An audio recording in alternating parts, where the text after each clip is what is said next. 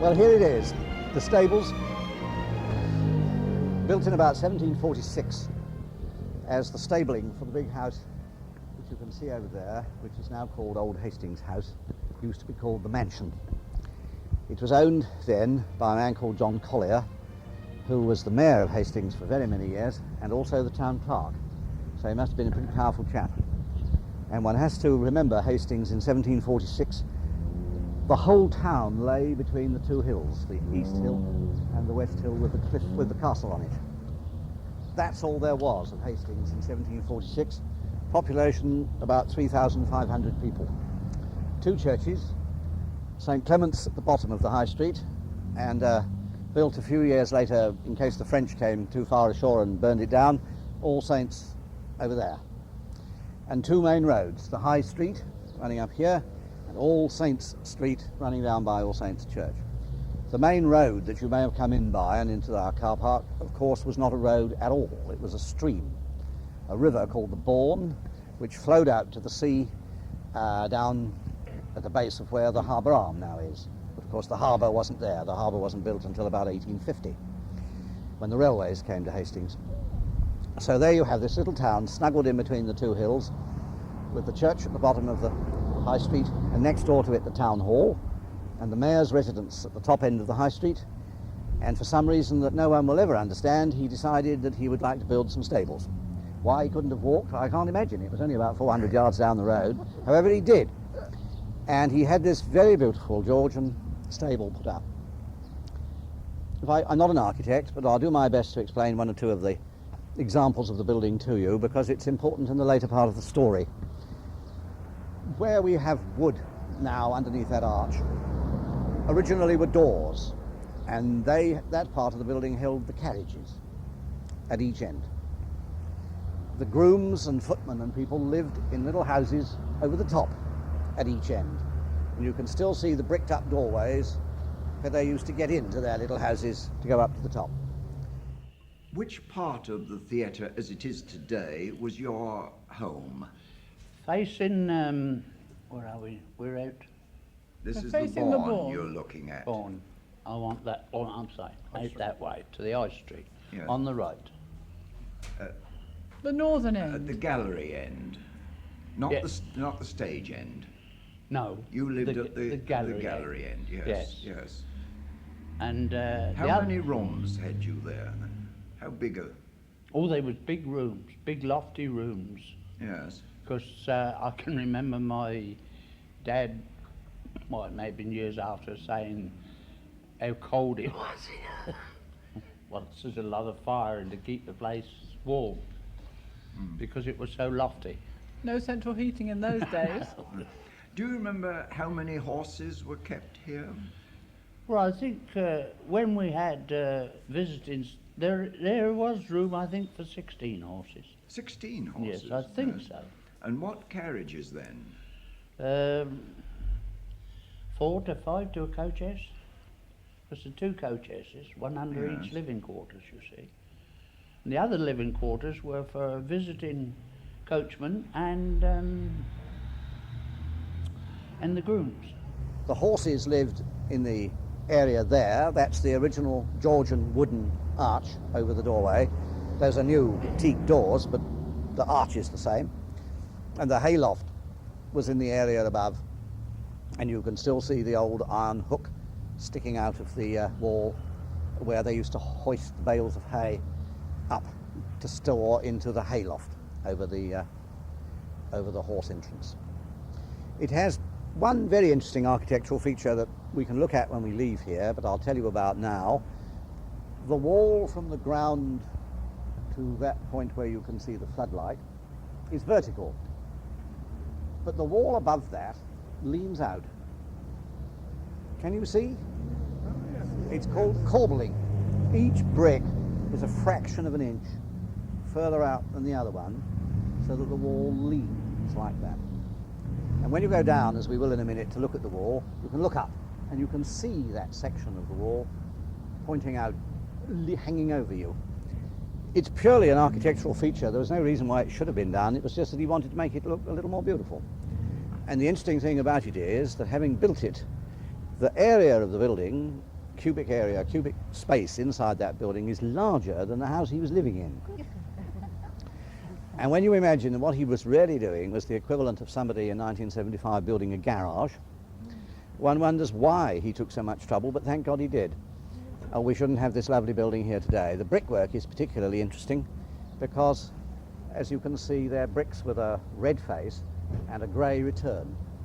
And the bricklayer has taken the trouble to make a pattern of them in the ends of these two transepts, these sticking out bits, and into the snuggery where the horses go, but didn't put any grey patterning into the ends of the transepts, and so made it a very interesting and attractive building. Well, that, as I say, was built in 1746, and it remained in the Collier family until 1932, which is a fair long time. It hasn't a very exciting history. We've only been able to find two things out about it during the course of its long life. In 1805, we were expecting an invasion from Napoleon, and a rather disgruntled Major General was sent home from India expecting to go and fight Napoleon somewhere, and was appointed instead in command of the brigade of troops that were defending this section of the coast, because there was a big barracks up at Halton on the back of the hill by Orr. There's a big barracks there now, but they're council flats. In those days, they were army barracks. And this disgruntled army officer was Major General Sir Arthur Wellesley, who later became very famous as Wellington, who beat Napoleon at a little battle called Waterloo. Well, Major General Sir Arthur Wellesley came here very disgusted and disgruntled in command of the brigade of troops defending this rotten little town from invasion by Napoleon. And he lived in a house called Old Hastings House. They now call that house Old Hastings House, but it never was. Called Old Hastings House, which was at the back of All Saints Church. And the Major General Wellington, as I prefer to call him, lived there while he was in command of the troops for about 18 months. And two things happened to him while he was there. One, he went over to Ireland on holiday and married Kitty Pakenham, and that led to a fairly stormy career. And the second thing was he became Member of Parliament for Rye, because in those days if you could provide the money you just bought the seat. He bought the seat for Rye, and of course as he ended up as one of our great Prime Ministers, it started his political career, and he did that while he was in Hastings. Well, we know from the records that 400 of his troops were billeted in this building. I haven't got them with me, but they're in a magnificent book written by the curator, the former curator of the Hastings Museum, Mr. Mannering Baines, and the records show exactly how many men were in each room, how many where the horses ought to be. They took the horses out, how many in the hayloft, how many in each of the rooms upstairs, how many in the carriage rooms. And there were 400 troops stationed in this building, and as he was only living himself, later to become the Duke of Wellington, just across the road, we think we can say with some degree of certainty that he must at some time have visited the building, but I don't think we can actually say that Wellington slept here. The only other thing we can find out about its history, on the seafront, you may know, there's a big building which is now an amusement arcade, which I know as the Cinema Deluxe, standing on the seafront with all that orange light and looks a bit horrible. Well, that's the Victorian Music Hall. It was built in about 1870 and had a very fine stage and used to have wonderful shows. And just before the First World War, about 1911, among the shows appearing at the Cinema Deluxe was a troupe of performing elephants. They couldn't find anywhere for them to live. They couldn't live backstage at the Cinema Deluxe, and so they were in fact accommodated here in the stables in 1911. Now, as I say, it remained in the Collier family until 1932, when it became the property of the Hastings Corporation. By that time, it had become a garage, Hart's garage. An old man called Mr. Hart used to mend my father's motor car here. And there was a drive-in from the high street, we've grassed it all now, on a beach track, down and out, where the carriages used to come in and out. And it was a garage until the outbreak of the Second War, 1939, when it became an auxiliary fire station. There were fire engines stationed here, and on the area of car park over there where John Pryor is standing was a big static water tank. And the upper part of the building was used to store furniture for people who'd been bombed out. And that was its career during the 39-45 war. After the 1945 war, the fire station was taken away, and the building was virtually abandoned, except for one corner where a man had a little business upholstering seats of motor cars. And that was the situation in 1956. It had then been in the corporation's hands since 1932, and it was derelict. No one had mended a broken window, no one had replaced a tile, no one had cleared a gutter or a downpipe, and it was falling apart. I'll show you a picture inside of the state it was in. And so the local authority passed a resolution to demolish it and to build a block of council flats. Now, there existed in Hastings then, as there still does today, thank God, an organisation called the Old Hastings Preservation Society. It's their week this week, and we do these tours and show the building round because of the part they played in the saving of this building. Their job was to keep the character of Old Hastings, just look after the area that lays between the two hills, between the two streets I was talking to you about. They heard about this proposal to demolish the building, and they enlisted the support of a very eminent architect who was then known as Sir William Holford. He's since become much more important and is now Lord Holford. And he came along and he said that it was one of the finest examples of domestic Georgian architecture in southeast England. There is very little Georgian architecture in this part of the country. And he got it scheduled as a building of architectural importance, and when that happens then you can't knock it down. So that prevented the corporation from doing that. And the corporation said, well, all right, if you can't have it knocked down, what do you want to do with it? Well, the Old Hastings Preservation Society hadn't really thought about that. They just didn't want it knocked down. At the time, there existed in the town a thing called the StablesTheatre Guild, which was a group of amateur actors, about 14 different groups, and we had a small committee to try and link ourselves together. I was one of them. And one of the subcommittee's job was to see if we could find a home, because we were fed up with acting in village halls and church halls and those sorts of places.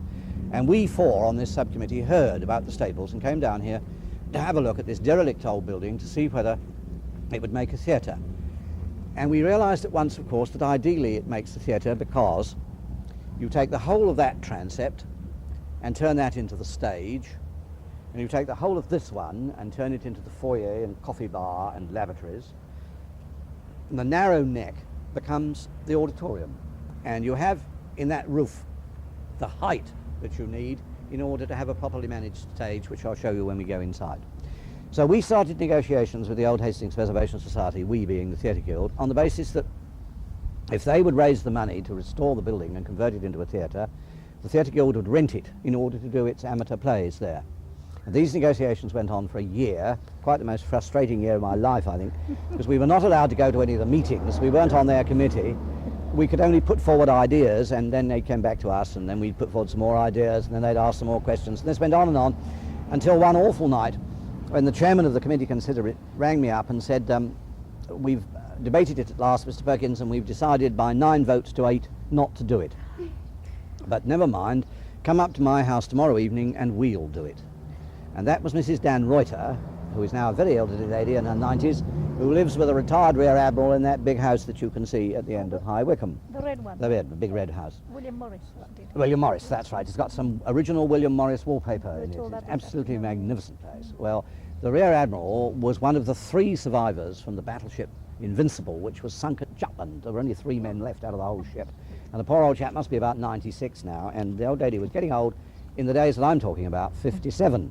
But she was a tower of strength and a very determined lady, and she said, if they won't save the stables, we will.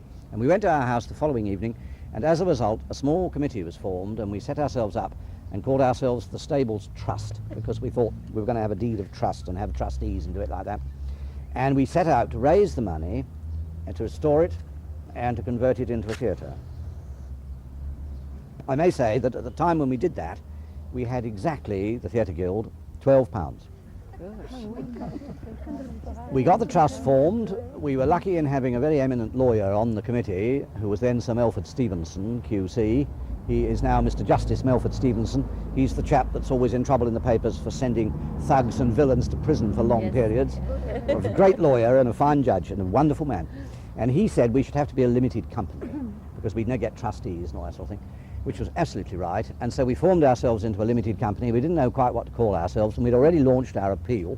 So we called ourselves the Stables Trust Limited, and we negotiated with the corporation a lease of the building, and they granted us a lease for 99 years at £1 a week, with no clause in the deed enabling them to increase the rent. I had a hand in the drawing of the lease.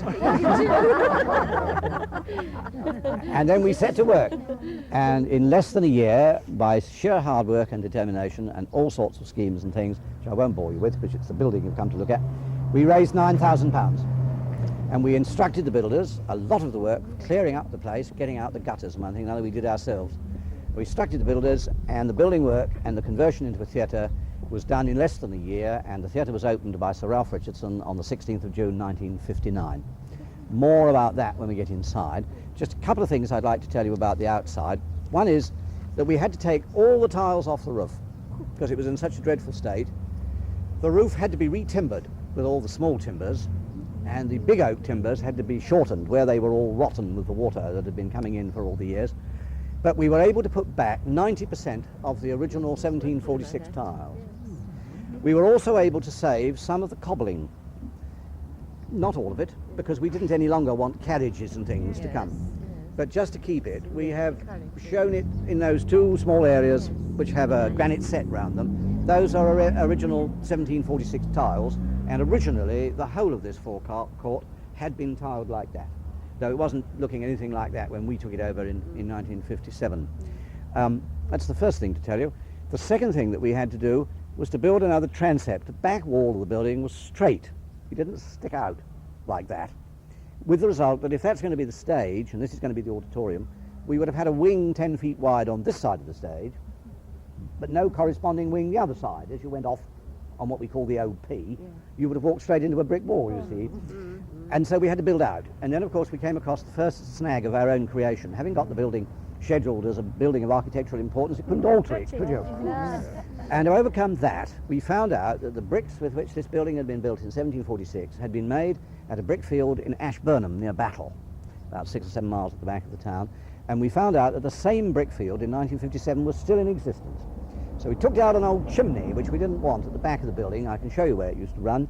Took the bricks from it, took them up to Ashburnham, and we got them to make us enough bricks to match it in the same brick field nearly 200 years later. And because we did that, the Ministry of Works gave us permission to reproduce that transept out the other side.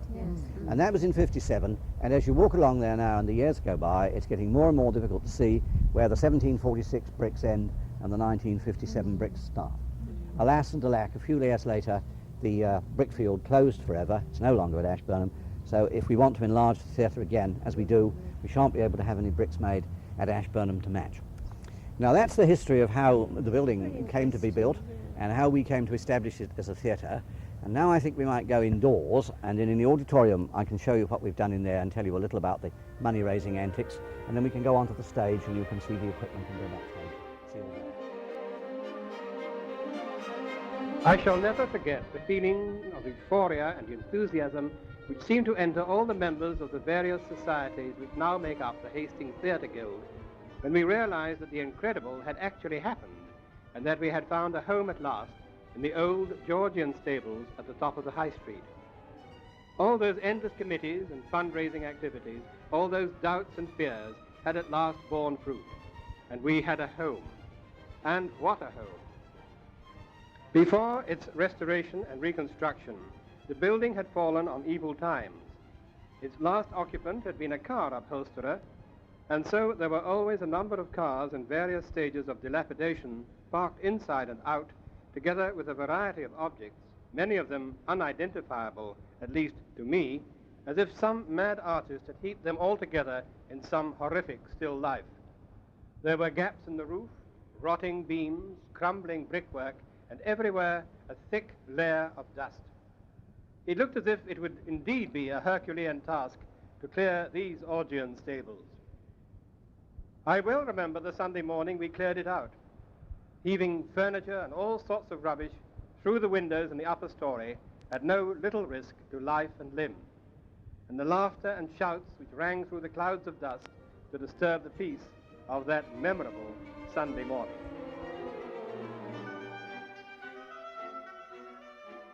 Right, well now you're sitting inside the building between the two original walls.